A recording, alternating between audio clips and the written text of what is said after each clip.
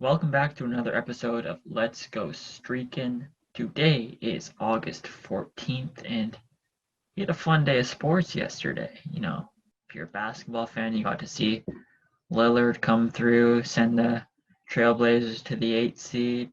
But this isn't a basketball show, so we're gonna review some of the games yesterday, and then preview a little bit of today's games, maybe the weekend as well. But first, we got to talk about the Dodgers, right? This is funny. Like, Padres coming in had a chance to win the series, kind of really cement themselves as we've arrived, and it looked like they were going to. Pham and Hosmer go back to back in the first inning, and you're like, oh, Tatis didn't hit a home run, but they go back to back, and it's like, man, this game's gonna be fun. Uh, and then, of course, Seager goes yard, ties it up. This is going to be a fun game. And it certainly was fun, but it wasn't the back and forth battle that I was hoping for. Got out of hand pretty quickly for the Padres. So Pollock hits another home run in the first.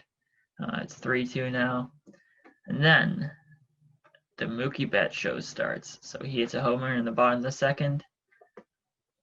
And then another one in the bottom of the fourth. Then another one in the bottom of the fifth. And at this point, Red Sox fans are crying.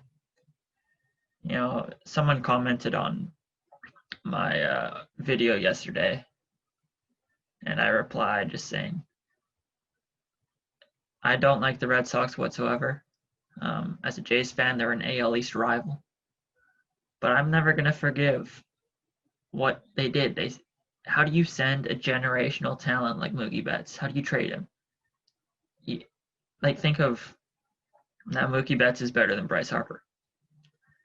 But there were rumors that Bryce Harper was going to get traded in his final season in Washington. But when you have a homegrown superstar, you don't trade him. If he leaves in free agency,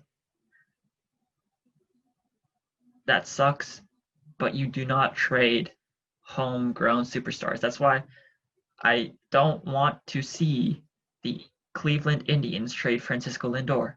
I want you to build a team that can win a World Series while he is still in that uniform. If he leaves, that sucks. However, if you actually try to build a team around him, that will help convince him to stay in Cleveland. But anyways, that Dodgers lineup is so good. Like, Corey Seager came back into the lineup yesterday, hit a bomb in his first AB. Where was I? I had to go put some groceries away. I think I was talking about Corey Seager. He adds so much to this lineup, but when he's healthy, he's easily a top 5 shortstop in the game of baseball, maybe even top 3. This lineup could go down as one of the best of all time, and we saw the offensive outburst yesterday. And Max Muncy's not hitting yet. Cody Bellinger's not hitting yet. Those guys are going to be fine. Jock Peterson's not hitting yet. Those guys are all going to be fine. And once they get right, there isn't an easy out in that lineup, with the exception of Austin Barnes when he's in. But even he hit a home run yesterday. So Padres are a fun, exciting team, but Dodgers put their foot down yesterday, and that was a little fun. But even when the score was out of hand, though, I was like, what's Fernando Tatis gonna do? So it was a fun game all around. Next on the agenda, the Chicago Cubs. I was talking a lot about the Dodgers, but they don't have the best record in baseball. The Cubs do. I've watched a lot of baseball throughout the season so far, and maybe it has something to do with the mics at Wrigley Field, but this team has so much energy. The Padres and Nationals have their little dance dance off after home runs, but like every single pitch this Cubs team is invested in, it seems like you can hear, Rizzo's always on the top step, and like a good take, a good AB. Um, there's so much chatter going on, and David Ross was doing an interview during one of Ian Happ's at bats, and you could just hear the dugout. Just everyone was on the top step. Everyone was super invested in the AB, and he worked a walk, and there's quite a few pitches in the at bat. I forget the number, and you know, Ross is pumped up. Rizzo was pumped up. Um, just even after like a good take, you can hear the bench. So this team's a lot of fun. Obviously, they appear very close, and I mean, I thought they were going to be good. There were some people that didn't think they were going to be very good. Giraffe neck mark. Obviously, still. Actually, can we even say it's still early? I mean, the season's like technically over a quarter way through, so I didn't think they were going to be this good, but it seems like David Ross has kind of rallied the troops a bit, and they seem to be very close. And you even saw on Twitter the Cubs posted a video about batting practice, and they were trying to hit like cardboard cutouts, like MJ was out there and Bill Murray. So it seems like the Cubs have a good thing going on. Next up, Juan Soto. 4 homers against the Mets in that series. The new Mets killer, Chipper Jones. Now it's Juan Soto. He has some of the most effortless power I've ever seen. I mean, like, for one of the first names that comes to my mind in effortless power is like Chris Davis from 2013, where he would just swing that just super relaxed and would just go oppo, hit towering oppo shots. But everyone loved that 466-foot bomb over the second deck at Citi Field, and I love that. I love towering shots. One of my favorite home runs is that Barry Bonds home run at Angel Stadium in the World Series. That was just so high in the air, and the Fox scoreboard changed before it even landed.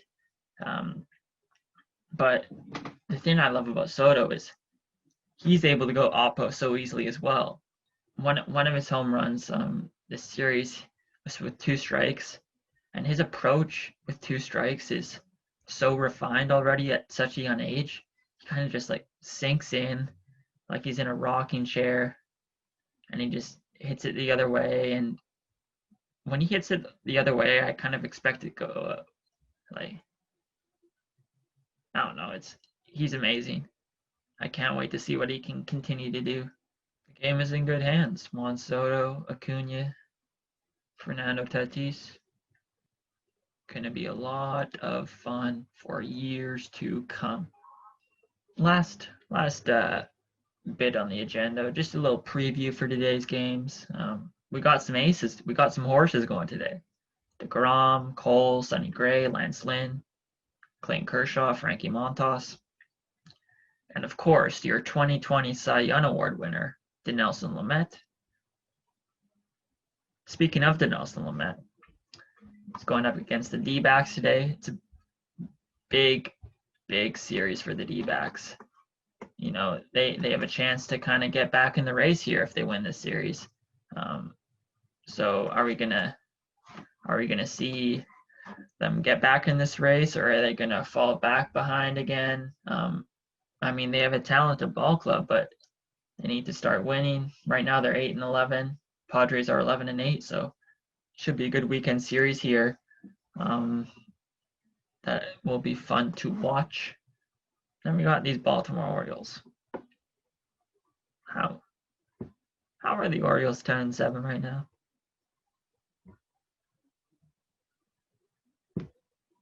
I'm perplexed.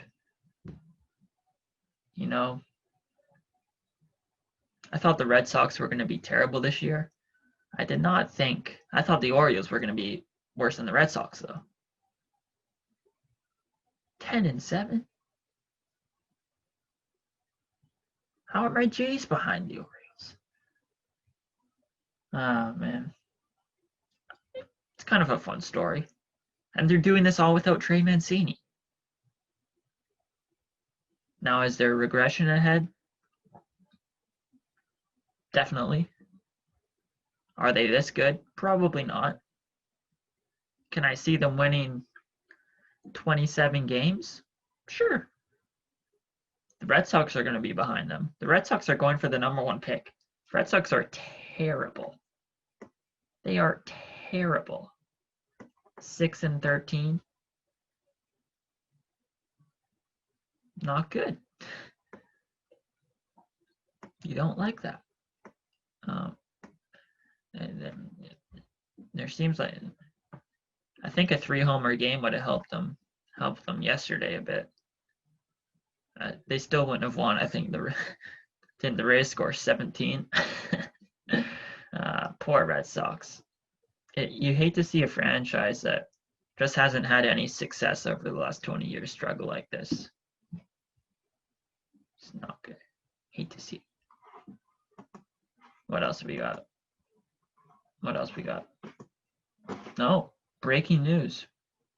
Ramon Laureano has his suspension reduced from 6 games to 4. Good on you. Good on you, Ramon. And as the title of this is a podcast, video series. Maybe I'll turn it into a podcast. Maybe I'll put him on the good old Spotify. But as the title of this video suggests, let's go streaking. We finish every video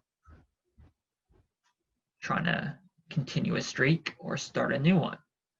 So I think last video I said Ronald Acuna was going to get a hit. He didn't get a hit. I think that was the game that he got relieved early on and hasn't played since. So Ronnie, get back out there. Come on, man. Get healthy and get back out there. Baseball needs you. But so we need a new streak today, and obviously we need a new topic for the streak. Topic isn't the right word. I can't think of a better one though. So instead, we're not doing hitting today. We're going to the pitching side. So I need to pick a relief pitcher who is going to record a K, a strikeout, or more. Doesn't have to be just one. And I was thinking, we've got the freeway series between the Dodgers and the Angels. The Dodgers, as we know, have quite a few lefty bats on their team. Now they're facing a lefty here today, Patrick Sandoval of the Angels. But, I think he's going to go 5. He'll go 5 innings, maybe give up 3 to 4 earned runs. Then they'll bring in a righty. So they'll pinch hit a bit with their lefty bats.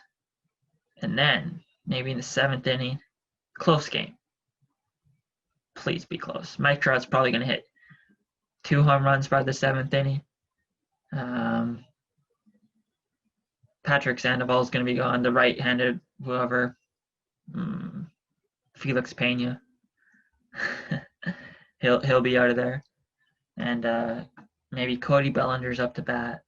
Maybe Corey Seager's up to bat. Maybe Jock Peterson, who pinch hit earlier in the game, is up to bat. Because I doubt he's starting with the lefty on the mound. And Hobie Milner is going to come in. Now, Hobie Milner is a folk hero on the Redshirt Culture podcast. So I thought I had to go to him. And Hobie Milner is going to come in, face a couple lefties. He's going to get the K. He hasn't pitched since August 7th. He needs some work. He's getting restless out there in the bullpen. So Hobie Milner is going to record a strikeout today. Man, if that scenario works out perfectly, perfect. With that said, enjoy your days, enjoy your baseball, watch a lot of it over the weekend, and see you most likely next week.